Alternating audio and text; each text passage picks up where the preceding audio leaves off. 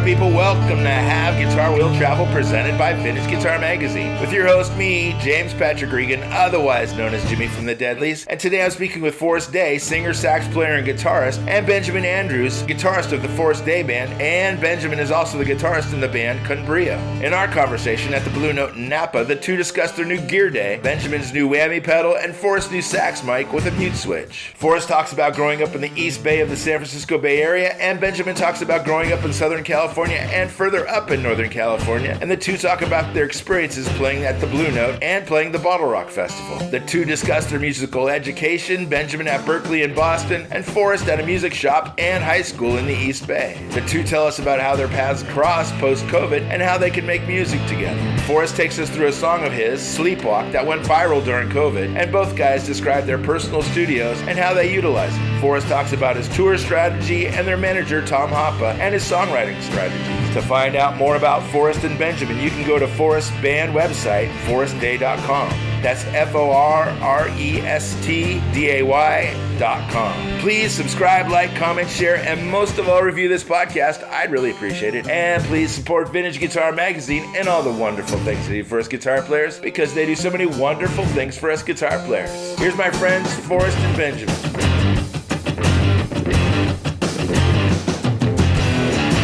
What is it? Whammy. Oh, wow. It's not the new one. No, the new one is rolling. Edition of the original whammy. Okay. So it's got the new settings, but it's still got the old algorithm. So if you push the pedal down, it's gonna go woo, right? Yeah, there's different settings, so it can go, anywhere from an octave up to an octave down. Okay. Depending on how you set them. And if you push the pedal down, does it automatically reset to where? Does it go back to zero? No, it's depending. There's different settings on how far you want the pitch shift to go. Yeah. But you're always instigating the shift. And is there a spring that takes it back up? Or on? No. No. Huh. Yeah, and the on-off button is separate. It's not at the. It's not like a wah pedal where it's under the pedal. So if you were to had it plugged in right now, you step on, and the guitar's plugged in. You step on it.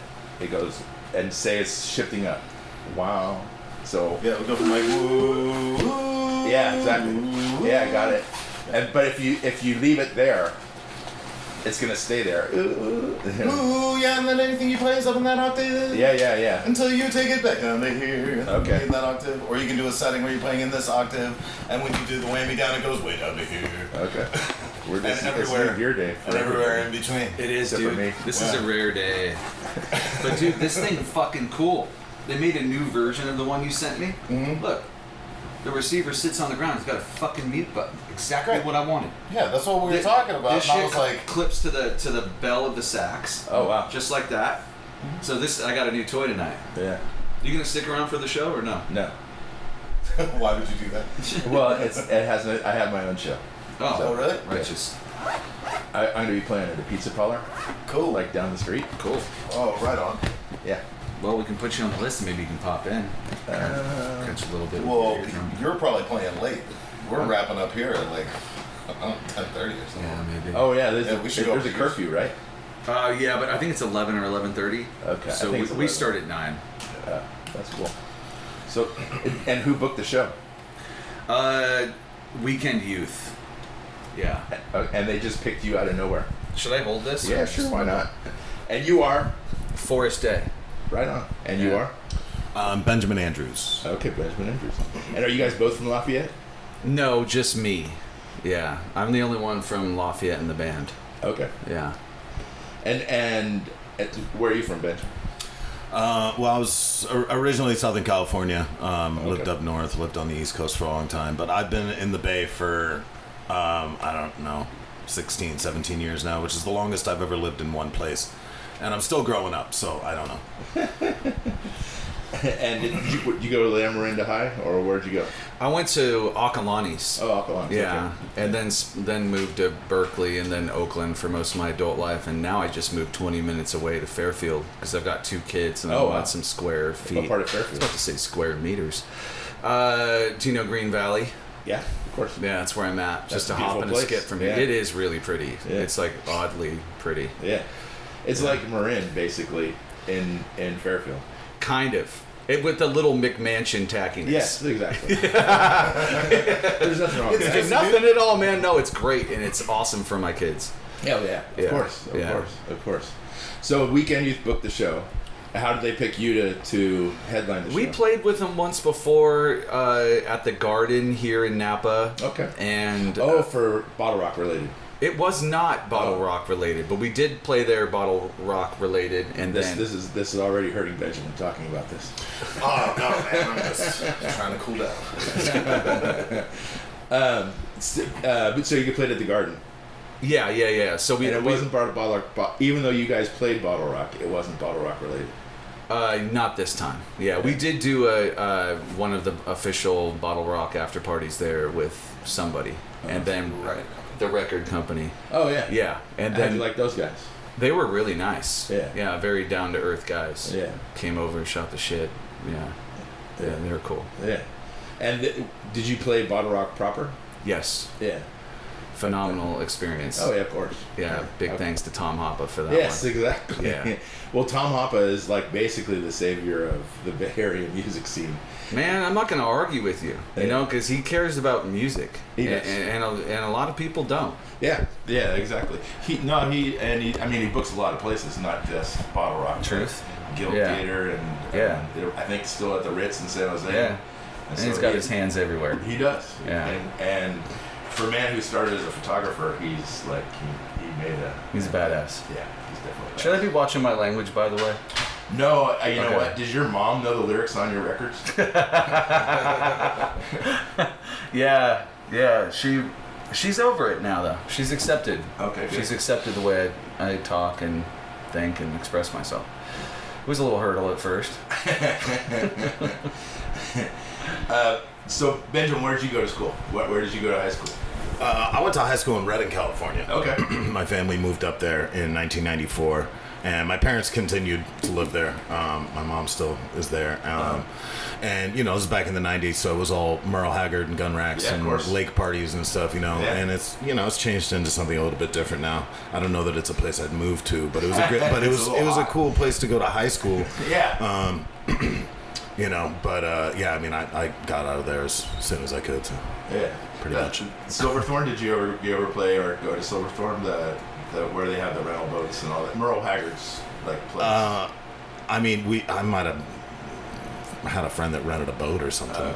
Yeah. There's this. So it was just a pizza place, right? Mm-hmm. But there's this huge fucking stage. It burned down 2 years ago, I think. Okay. There's this huge stage that Merle built. And Okay. it was just wired to the T, like 1980s wiring, and like the speakers were built in, the monitors were built in. It was fantastic Oh, cool. in a pizza place. Speaking of pizza places, Right. it was fantastic, and it would get packed on the weekends with all the people. The rental boat people would pull in and hang out there. Merle wasn't usually there. Yeah, there's probably a lot of cool stuff happening when I lived there that I missed out on because I was a kid. When did you start playing guitar? I was maybe 12. Okay. When I still lived in Southern California, and then when we moved up north, my brother, who's also a musician, we kind of got that big fish, small pond type vibe going, So we played a lot of music with people older than us, and people that would kind of bring us up in that small town kind of way, Sure. Because there's a lot of Bay Area transplants there, and so we played a lot of jazz and. Got cooking pretty quick in terms of having like a broad music vocabulary and everything. Did you go to music school? So I did. When I left Reading, I moved to Boston to go to Berklee College of Music. Did you really? Yeah. Right on. And pretty quickly figured out that school was not necessarily for me. Yeah. Well, how many semesters did you make it? I was in my third semester.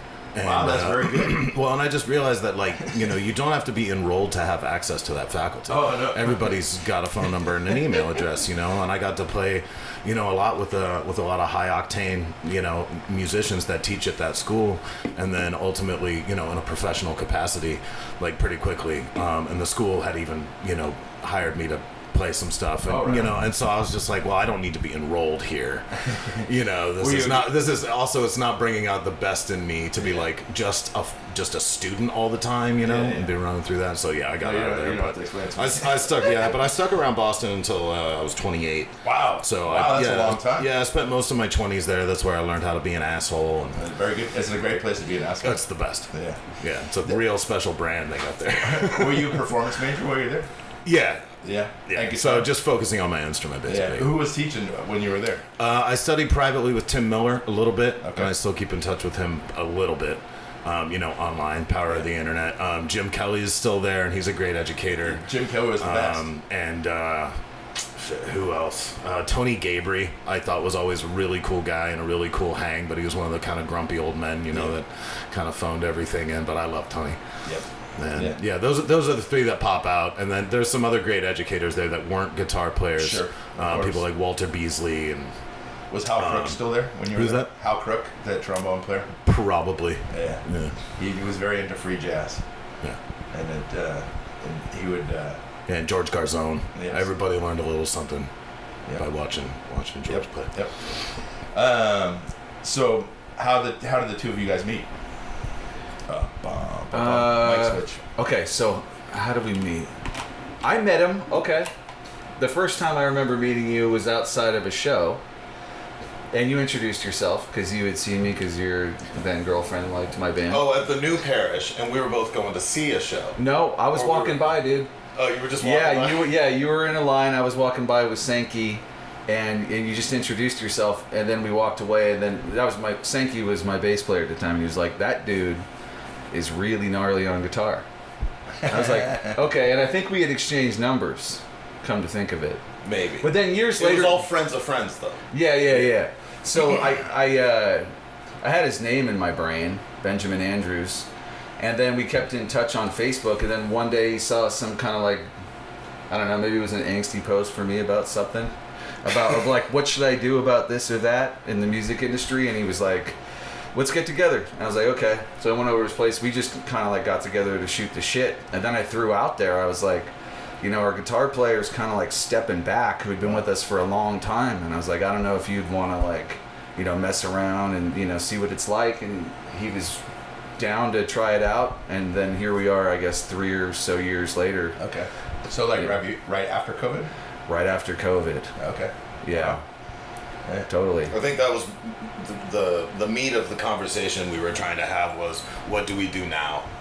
Well, yeah, how do we put music out? Yeah, and it was post-COVID, and everything was kind of like fucked, and so we just got together as like, guys, colleagues, I guess, that are in a similar spot. Sure. Yeah, to just kind of talk it out and make a new friend. And, oh yeah, of course, absolutely. Yeah. Do you guys both have day jobs? No. No? No. Damn. How often do you guys play? Well, he does a lot of stuff. Yeah. Like other than just Forrest Day band. We don't play like a ton, but we do all right, man. Yeah, we do all right, and had a song go viral that brings in some publishing money, tens of dollars. Yeah, it's actually it's not terrible. Okay. It's not terrible. What song went viral? Sleepwalk. Okay. And it's actually just started trending again. Wow. It's like seems to be rocketing again as of like the last week. And like people are using it for TikTok videos? Yeah. Okay. And animation on YouTube. Oh, right on. So it's pretty neat that like that is all culminating right when we're about to put out an album. Like in the Forrest Day name and single is trending from the past. So that it seems pretty fortuitous. And all organically? Like you didn't... Had nothing to do with it. Wow. Yeah, the first wave of it was during COVID. Okay. And I was stuck in the Philippines for 2 years. Wow. Yeah, they literally What part of the Philippines? Palawan. Okay. Yeah, and they shut down the airport there. So, I mean, it was like, like by definition, there was no leaving that island. Yeah. And right as I get stuck there, Sleepwalk takes off. Wow. Suddenly I'm getting checks. It was a miracle. Yeah. Miracle. Who's your PRO? The BMI or ASCAP? ASCAP. ASCAP, okay. Yeah. Right. But I know little of these things, I chose it blindly. I like the name. Yeah. And so what are you doing outside of Forrest Day? What are you doing, Benjamin, musically? I spend a lot of time in my studio. Where's your studio? There's Is it a name studio? spot in, is it what? Is it like you have a name, it's open to the public? I mean, we have a name, but you can't, like, search us or Yelp us. Yeah. We call it CBHQ. I'm also in a band called Con Brio. Oh, wow. Yeah, Okay. and Very we've familiar been with around that name. forever. Yeah. And in 2021 in the spring, we needed a new studio space. We'd lost our old space at the beginning of COVID, and just kind of put stuff in storage units and put everything away, and took a break. Unnecessary, and honestly. Really, like, we were grateful to have the break, I think. But Sure. when we were looking to get back to business, our bass player and tour manager and great engineer, Jonathan Kirchner, he and I went to check out this space in West Oakland, and we saw how much potential it had, and they needed a new master tenant there, and so we just talked outside, like, we need to just take this place over and gut it and build it out to be what it can be. And regardless of what happens, taking it on thinking that it's going to be the new Con Brio studio. Yeah. But without knowing what the future of Con Brio was going to be, we just said, let's just make this ours. And regardless of what happens, we'll keep it. And now that Con Brio, for a variety of circumstances, has slowed down in the last few years, it really has become. There's some bands that rehearse there, but it's really become our studio, and we make records, or I do a lot of overdub sessions in there. Sometimes people just need guitar on tracks. It's 6 blocks from my house in Emeryville. Okay. We track some of the stuff for Forrest's new record in there, and I love it. It's like it doesn't have the feel of a commercial studio. Sure. It's pretty homey and, to be honest, poorly ventilated, but it's cool. I mean, it's a cozy spot to work in, and I think we, get things sounding pretty good in there. Oh, yeah. Did either of you have a relationship with Expression when it was open? I did. Yeah. Do you even know what Expression is? I do. I know a lot of people that went there. Yeah. And positive or negative, or what do you think? It depends on whether you want to talk about positive or negative. Where do you want to go with it? Yeah. I know people that didn't get, they weren't accredited when they said they were, so I know some people that got stiffed and aren't allowed to talk about it because they got the hush money from them. I know people that did great there with the visual and went on to work for Pixar. Yeah. And I met some of the most influential people in my music career there. I didn't go to school there, but I was one of those, like, example bands. Yeah. Where you'd come in and get a free demo out of it. Yeah. So I did that like 3 times. Yeah. Who did you work with?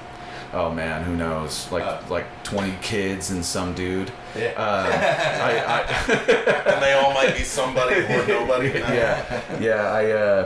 I did a jazz recording there that was really cool. I want to try and find that.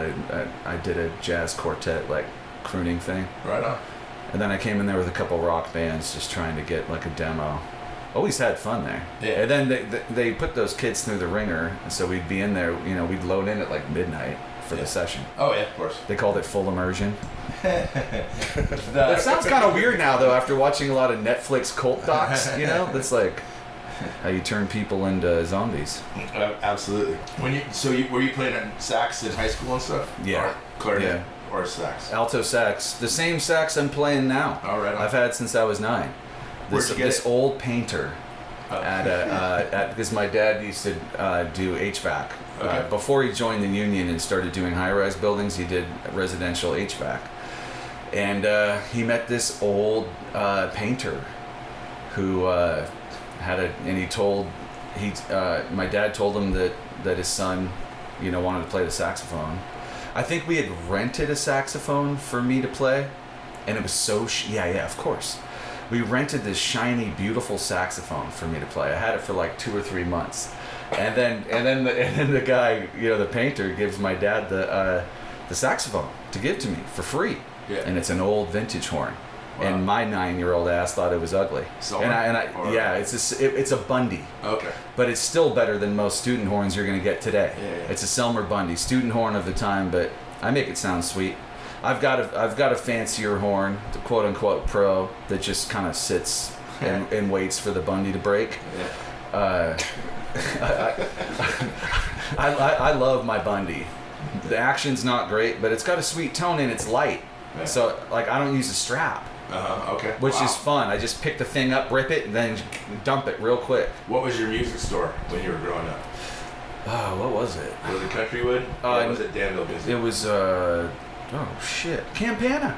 Okay. Campana Music. Joe Campana. You ever heard of that name? Yeah, of course. Legend. Such a cool dude. Cool old man. This guy, he worked till the day he died. He died at like 94. Oh, Legend. Absolute legend. Such an old music store with all the sheet music everywhere. Joe Campana, just like the way his name sounds, like the way he was. Did you study outside of school? I did. At Campana Music, I took private lessons from a guy named Ben Renwick. And he was awesome because he just loved music. Like, I would sit next to him, and we would have our 30-minute lesson, which we later moved to an hour, and we would just kind of, like, trip out, honestly.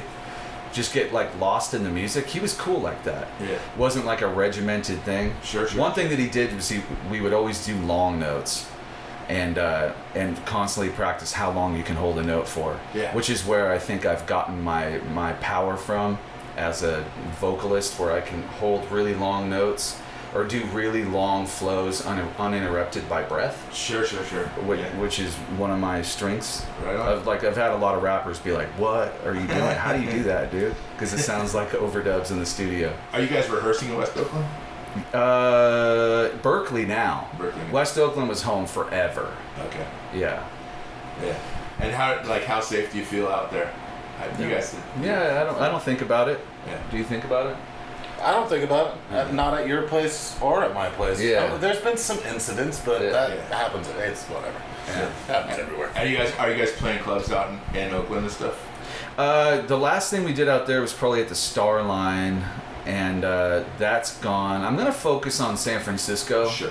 Because that's always been home base, and we're the level club that we're playing is, we're like trying to do like the 500 seaters, and I don't know, it's like pick one, and it seems like San Francisco likes this a little better. Yeah. When you play out, when you're playing out on the road, does the viral song carry? Like, does it bring people in? Does it put butts in seats? I don't know, man, because like the only time we've been out of town was just last week, and that was supporting Alan Stone. Oh wow! And so he had 1,000+ people there. The only show that we had people really there for us was in Asheville, North Carolina. Yeah, that's the only one but I saw numerous people singing along and stuff. I was like, wow, that's cool. Yeah, that's cool. I wasn't expecting that. Yeah. Who have you guys supported like on the road and stuff besides Alan Stone? Flowbots, and then haven't done much tour stuff with anybody else that's like coming to mind right off the bat. I'm not the band historian. Yeah, I'm not the guy that remembers things, but I'm sure there's more. But we've done a lot locally with different people. Yeah. And so Benjamin's role besides guitar, you're also managing the band? I am not managing the band. That's what Ariel said. I've started to take on some of the responsibilities as far as keeping things organized when it comes to advancing shows and accommodations and things. Like just this last tour was kind of the first time really, trying to keep everything organized and making sure the lines of communication are open between the promoter and the venue and the We would have been fucked without that. Yeah. So, but no, in a larger broad stroke management sense, no. No, Forrest takes care of himself as best he can, and I pick up whatever's loose, In Con Brio, were you? Is your role in Con Brio just the guitarist, or are you beyond that? Yeah, I was always just the guitarist, and also responsible for merch, designs and deployment. Are you an artist? But we had the same manager, and still do, for almost 15 years now, I think, and the same agent for almost that same period of time. So that band had a great team, and when you're in a band with 7 people, and I think the age discrepancy was like 12 years from the oldest, to the youngest person in the band. There was a ton of moving parts, a ton of different characters, so we really needed that team, to get the lift off. Sure. That we did, and to maintain any sort of semblance of sanity. Which is that skill that's beyond my pay grade. I could probably do it if I wasn't also in the band. Yeah, exactly. And Forrest, do you have an agent? Like, or No, we're trying to find one. Fucking assholes. yeah, Pick up the phone. they usually find you. Exactly. And as like a actual manager, do you have one of those? Yeah. Yeah. Tom Hoppa. Oh, is it really Tom Yeah, Hoppa? yeah. Oh, right on. Yeah, that's great. So I think No, he's no wonder you can't I say think he'll anything bad about be him. trying to open some doors. Yeah. That's great. That's fantastic. Wow, Tom Hoppa's managing you guys? That's fantastic. Yeah, I wasn't sure if we were supposed to say that. I can take it out. I got the No. the power I editing. just don't know. Whatever. There's always something going on behind the curtain with Hoppa, so. Whoa. I don't know. Yeah, that's fantastic. So the new album, where'd you record it? Besides in Hyde West Street. Oakland? Hyde Street primarily. Decibel in the city. Yeah. They had a API desk at the time, which was very slutty to be recording drums through. Yeah. That was badass. Actually, some of my favorite drums were recorded there. And then a lot of stuff at my studio in West Oakland. Okay. And then So you have your own studio in West Oakland. I did. Now I have my own spot in Berklee, Okay. and then at home as well. It's rehearsal studio or recording studio? Both. Okay. Wow. I used to do way more recording at my studio though, and I sold a lot of the gear when I went broke, being stranded in the Philippines. Oh, gotcha. Yeah. Gotcha. Wow. Yeah. So do you have other bands rehearsing, or is it just your band? Just us. Yeah, just you Yeah, guys. yeah. It's And- but our are you recording HQ. other bands? No. No. I did a little mixing and happy to play saxophone for people or make horn or string type arrangements, but I want to not do recordings Yeah. anymore. Do you get called to do sessions? Not regularly. Yeah. Yeah, but I do them. Yeah. Like when I was stuck in the Philippines, I got some work because I was more seeking it out. Yeah. There's I a lot had- of karaoke tracks that need to be recorded. No, I was doing it for people out here, just recording saxophone for their stuff. Right. You brought a recorder with you? Yeah, I brought Probably one of those. better than mine. Yeah, those are pretty cool. It was like an Apogee duet or something. Yeah. So, the record comes out when? October 10th. October 10th. And then, are you guys planning a tour? I mean, you don't have an agent, but are you planning a tour post-record? We are actively seeking every opportunity we can possibly get. Yeah. And it's, the end of the year now, so we're looking to festivals next year. And, Sure. And, yeah. There's a guy that's involved with you guys that's kind of in the festival business. No shit. Yeah, so I'm already I'm know- hoping some doors get pried open. Yeah. And I can edit this, but do you already know that you're playing BottleRock next year? Not for sure. Not for sure. Yeah. But you pretty much know. It's maybe. Nah. Yeah, I don't know. We'll see. Knock on some wood. We got it out. Getting covered press board. Right on. So yeah, you're playing this show. You play next week. Is it next week? Yeah, the Chapel in San Francisco, October 11th. Who's booking the chapel now? It's Britt Govia. Not Dana Smith or whatever Dana's name is. Not that last name. Dana, yeah. Was she ever doing the Chapel? She was doing the Great American Music Hall. Oh yeah, and Slims. Yeah. I don't. She was always cool to work with. Oh yeah, absolutely. Dana was cool. Yeah. Never put me on Hardly Strictly, but I'll forgive her. I know it's Dawn that was doing that, but yeah. The pressure's pretty tight. I imagine so. So are you constantly recording for things coming up?